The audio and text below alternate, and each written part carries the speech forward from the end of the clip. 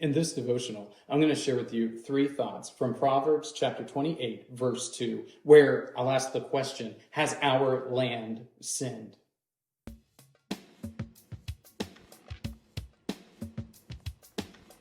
Proverbs chapter 28, verse 2 says, "When a land transgresses, it has many rulers, but with a man of understanding and knowledge, its stability will long continue." It's hard to know if you're in a period of national sin if you're not in a period of national judgment.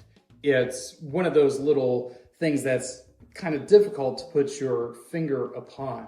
So if you're sitting there and you're wondering whether or not your land, your nation, your people have sinned collectively against God and have incurred his wrath, you should be asking yourselves, well, what are some of the signs of that having taken place?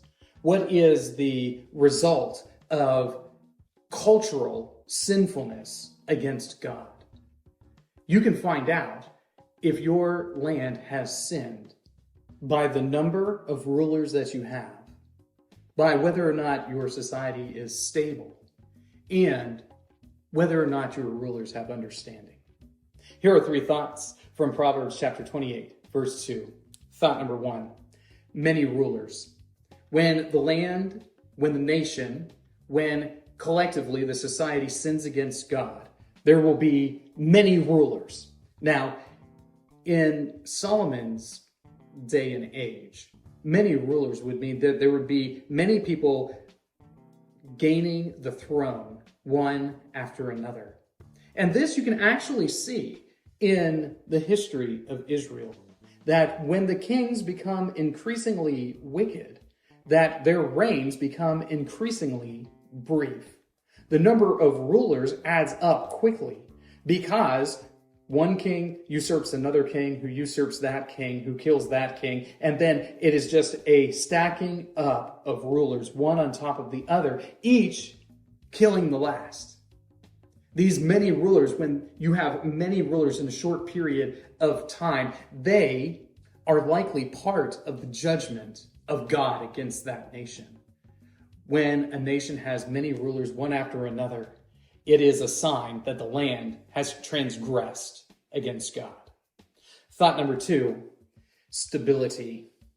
When there is stability among a people, this is a sign that the land has not transgressed, that they are being faithful to God, that the Lord is pleased with them.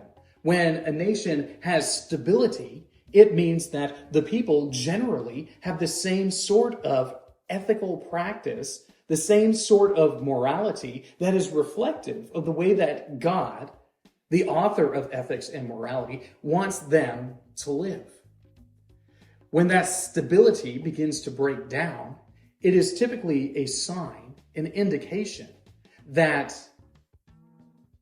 there has been transgression against God, that collectively the people are sinning against God because they no longer are basing their lives and actions and behaviors on this same stable moral or ethical standard that they had been living under before. So if your land or your nation is enjoying a period of stability, chances are good that the Lord is pleased with that nation.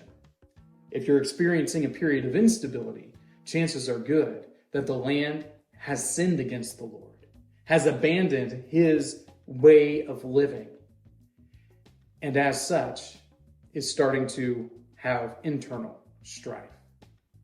Thought number 3, understanding. The land that is being faithful to God will be blessed with leaders of understanding and wisdom. And as they have these leaders of understanding and wisdom, those men will lead the people in faithful practice. They will lead them in good moral judgment and ethical behavior. As the understanding of the leaders diminishes, then the people are not led in these moral and ethical ways. They're not led in the ways of God, and as such, deviate from him.